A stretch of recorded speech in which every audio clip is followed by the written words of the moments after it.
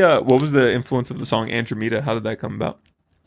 Oh, Link I in think the that's easy to answer. Okay. That's easy to answer. Mm-hmm. It was your latest song. Came out, what, a month ago, I'd say? Two months ago? Like a month ago. Yeah. No, I guess you're right. Closer to 2. What was the inspiration behind that song? I'm going to turn this into a My mom, as a Christmas gift, got me that steel drum. Yeah. That was inspiration number 1. Okay. And I was reading this book about non-duality. Okay. Which I'm still reading. It's the hardest book I've ever tried to read on this subject.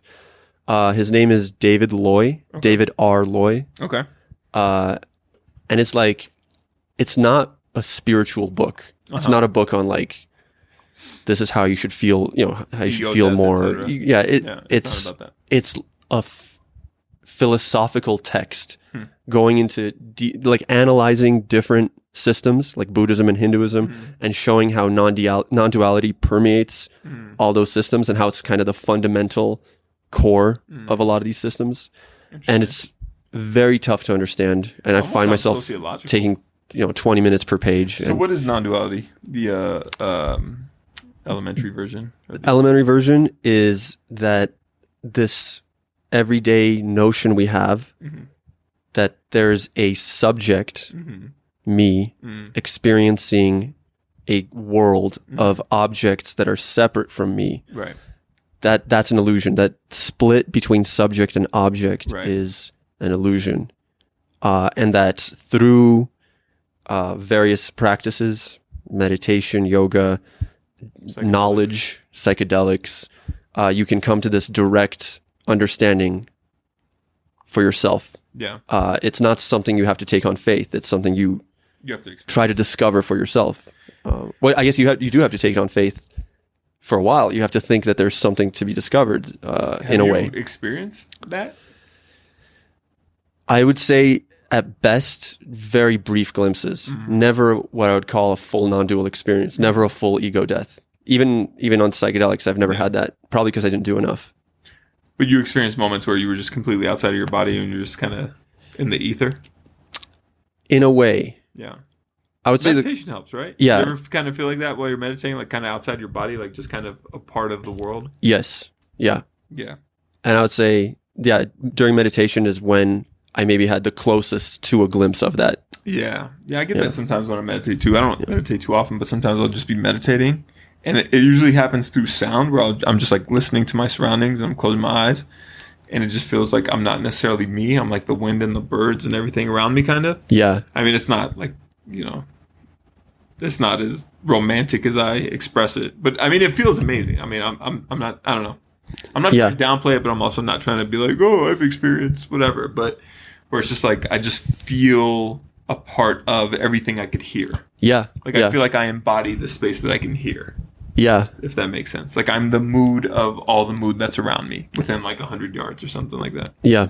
It's pretty fucking cool. Yeah. It seems to me like that's definitely, the right path. Yeah. The way I see it is like this. You start as a person in the world. So the first division that you have is your body and brain and all the stuff that happens in your brain. That's the subject or the inside of you part. And then the rest of the world is the outside of you part. So that's where you draw the division. Everything outside my body is not me. Right. My body and my thoughts, that's me. Right. That's where we all start, I feel like, in life. That's how we grow up. Yeah.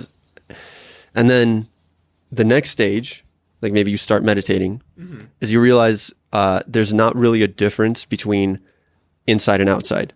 Like a thought happening in your brain is just some sort of phenomenon of consciousness. Just like seeing a cloud in the distance is a phenomenon of consciousness. There's not really a distinction between inside and outside. Your body is performing actions. The brain is performing actions. The outside world is performing actions. Right. They're all happening in some sort of field of consciousness. So I'd say that's like the second stage. But there's still a duality there because right now you're still separated into two worlds. There's the world of form, and then there's the world of the emptiness that's watching all of that. Yes. And you start identifying with the emptiness, but that's still a duality. Yeah. So the question is, and I've been stuck on this part in my life for years, how do you recognize that form and emptiness are the same thing? How do you get rid of that final duality? And that's where I've always been stuck. And then you just kind of melt into the ether. Like you just become, like you're no longer even you. Like you're 28 years old, but you've exercised non-duality enough to the point where you don't feel a separation between yourself and the world. And you're just one with the world, basically. So you're walking around almost as like a avatar, like a computer almost, just like a part of the like consciousness of the world. Like, is that what happens when you reach that point? I think that, yeah, if you read about what a non-dual state is like, then it's like there is no you. Yeah. There's no person.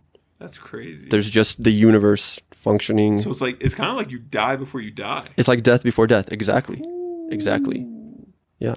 That's kind of what enlightenment is. That's wild. But what's crazy to think is that there are people that we've interacted with that are in that state. Yeah, and I always wonder, that's wild.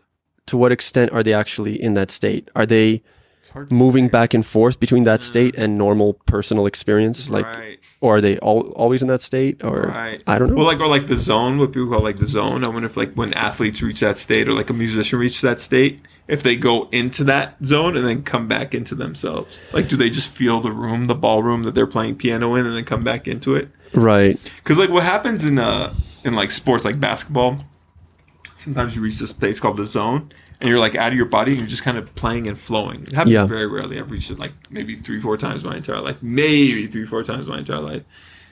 And then you don't really feel in your body. You're just kind of moving around. I'm not the first one to talk about this. But I wonder if like a virtuoso or like someone that meditates, like you were saying, you go in and out of it. I wonder if there's a connection there. Yeah. Yeah, for sure. Cool. And the music thing, actually this non-duality book had a whole section on music and hearing and non-dual perception. I mean, it's talking about non-dual hearing, non-dual seeing and all that stuff. Yeah. But it talks about music a lot in the sense that, you know, normally it's you listening to a song. Yeah. But in the non-dual state, there's only sound, right? There's only experiencing, no experiencer. No object being experienced, just experiencing. So what are the lyrics of Andromeda, if you remember? It's okay if you don't. The first line is... Oh, I can't remember the first line. How does it go? It sucks. Yeah. First you're in your mind, then your mind is inside of you. First you're in your mind, then your mind is inside of you. That's how it starts. Okay. What's the second line? First you're in your mind, then your mind. First you think your thought. Yeah. First you think your thoughts, then your thoughts they start thinking you. Oh, that's fire. That's a nice line. So it's a non-duality thing. I get it. First you think your thoughts, then your thoughts they start thinking you. The influence was from the non-duality. What if babies, like when they're first born, they don't experience a differentiation? That's when they're very first born, they just kind of experience the room. That's very possible. Right. I think the ego is a learned phenomenon for sure. Yeah, they're probably just experiencing. Yeah, and as time goes on, they separate themselves from others. Yeah, because people are showing them that they're separate, and so they learn that they're separate. Yeah, yeah. You start with just like your body. Yeah, right. You that's the first thing you probably identify with is the body, and then you identify with more abstract stuff like ideas, possessions.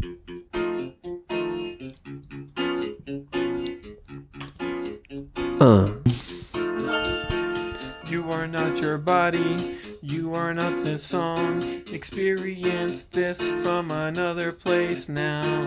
You are not your body or your mind or your thoughts.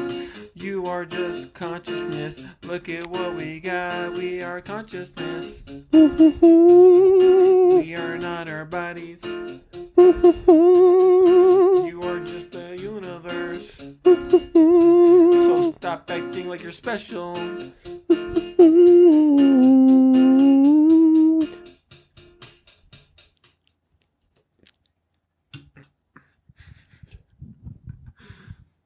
I think we've covered it all. I think we've covered all the subjects. Let's close it out. Okay. With one final if you give me the chords, song. On my omni chord. Should we do like are we is it time for something like this? Put it down, put it in America. All right, let's do